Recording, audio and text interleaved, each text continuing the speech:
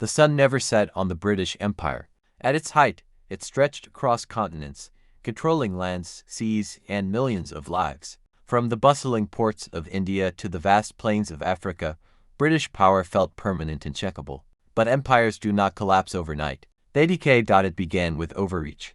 Expansion had brought wealth, but also tension. Maintaining control over distant territories demanded soldiers, ships, and money. Resistance simmered beneath the surface. In colonies, people began to question why a distant island should rule their lives. Then came the first crack, World War I. Britain emerged victorious but weakened. The war drained its economy and exposed its dependence on colonies for manpower and resources. Soldiers from India, Africa, and the Caribbean had fought and died. When they returned home, many carried a new idea. If they could fight for freedom, why not have it? The illusion of invincibility faded. 2 decades later, a second blow struck far worse than the first. World War I. Victory came again, but at a devastating cost. Britain was financially exhausted, deeply in debt, and no longer the world's dominant power. A new force had risen, the United States, and the balance of global power shifted.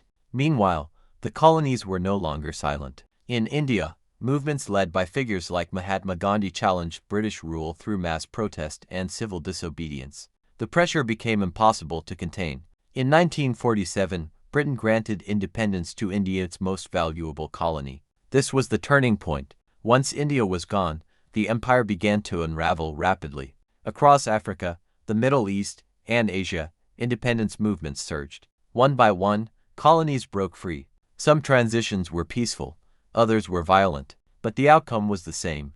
Britain was losing control. At home, the British public no longer had the appetite or the resources to maintain an empire. The cost outweighed the benefit. The idea that Britain should rule the world no longer made sense in a changing global order. By the late 20th century, what remained of the empire was a shadow of its former self. The sun had finally set.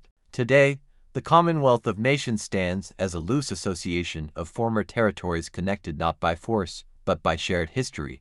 It is a quiet reminder of what once was. The downfall of the British Empire was not a single event, but a chain reaction: war, resistance, economic strain, and changing ideals. Power slipped away not in a dramatic collapse, but in a gradual surrender to reality. No empire lasts forever.